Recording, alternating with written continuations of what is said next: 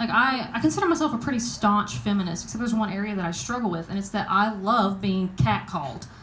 Well, I said it. I'm sorry. Some guy yells nice ass, and I'm supposed to be like, you stop that. No, thank you. I love when men lie to me. It's comforting. I'm used to it. Keep it kind. I think my favorite catcall came about 2 years ago.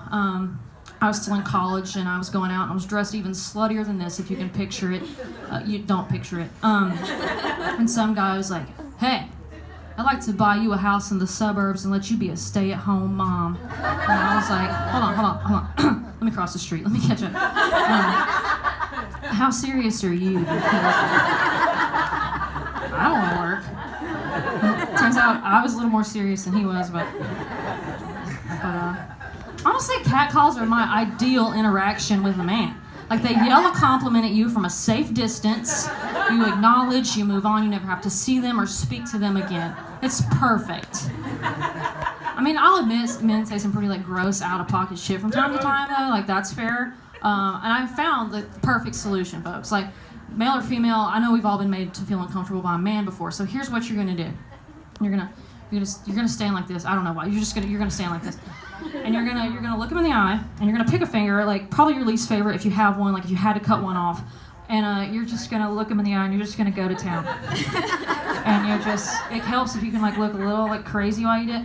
They're confused, they're disgusted, and they are going to leave you alone. I promise you that. This isn't a joke. This is a public service announcement. I do this. My hands are covered in boogers. Don't ever shake them. I'm a real classy lady. I got a new tattoo a couple weeks ago. Like, welcome to the gun show. I hate myself.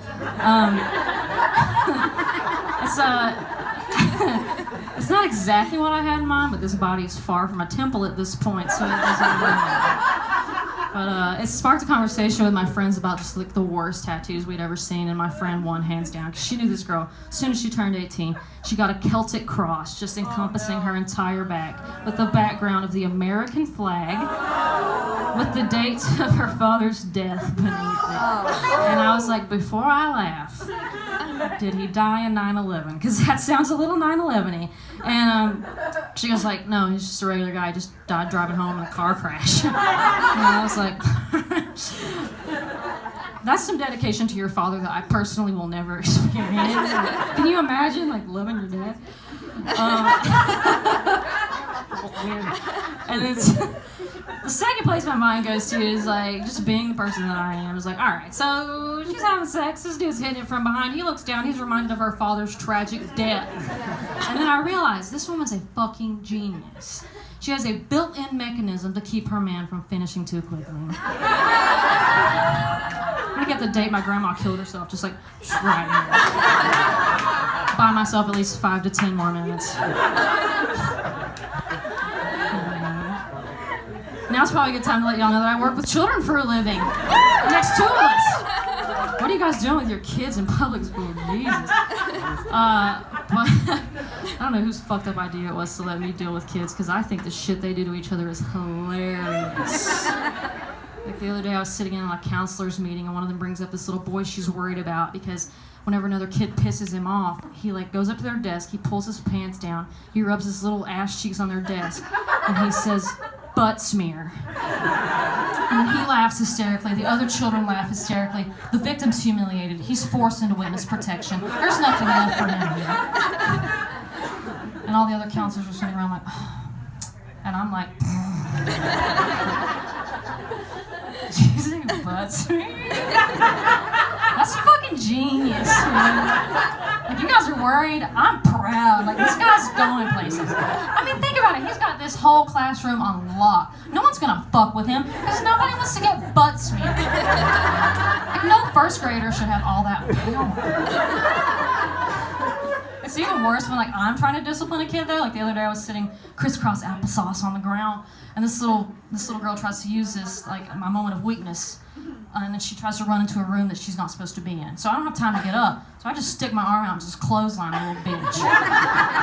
And she falls, so she's pissed. So she turns around, she punches me in the vagina, and then she farts in my face. Has anyone, it sounds anger-inducing, but has anyone ever farted at you out of anger? like not gonna laugh at me. And then it's even worse when there's like bullying involved, because these kids haven't realized that I'm the biggest bully they're gonna encounter. Like the other day, some kid was with me, he's like, Miss Bethany.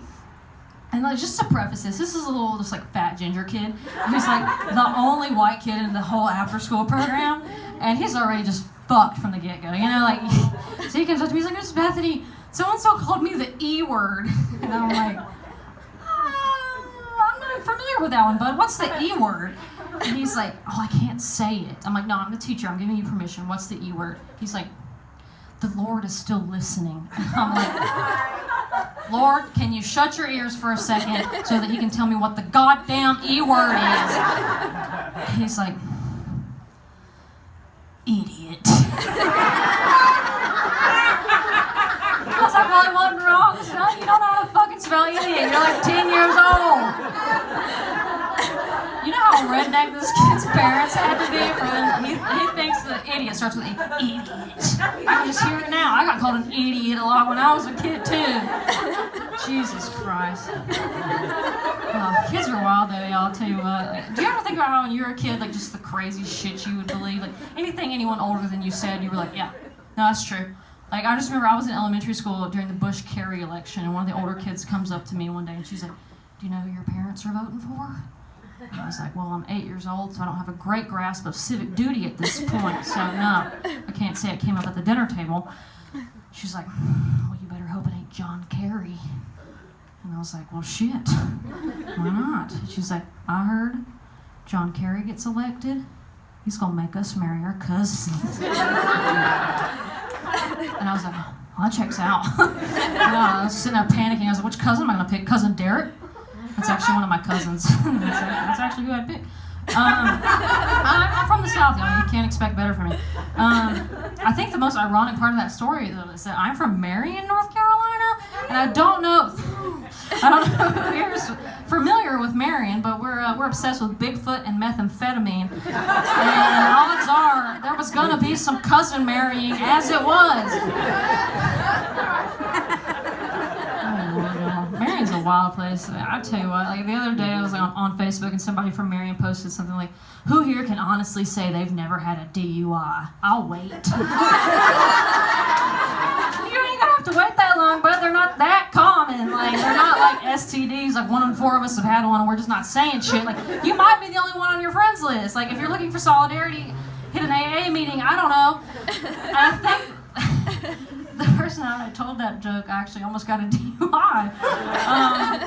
I was just like, I'd been drinking, I was driving, and then the cops pulled me over, and I was like looking for like a mint or like some gum or anything, and I find a dum-dum, like one of those little suckers. I'm just like brushing my teeth with that motherfucker. It worked. The Lord was listening.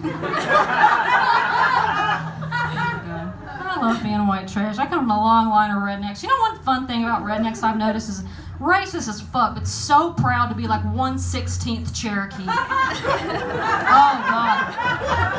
So happy to be Cherokee. My mom calls me the other day, she's like, Bethany, I learned something new about your Cherokee heritage. I'm like, what's up? She's like, I learned that your great-grandma's name meant 2 horses in Cherokee. I'm like, all right, she had 2 horses, called her 2 horses. 2 Chainz logic. I like it. And she was like, no, when she came of age, her father sold her for 2 horses. And I think she expected some sort of like feminist rage out of me, but I was just sitting there pondering how this would go for me today. Like, I just imagine all my relatives gathered around, like aunts, uncles, cousin Derek's there. And Mom just looks at me and she's like, you know, we really love you. 2 bottles of OxyContin. We had to make a sacrifice.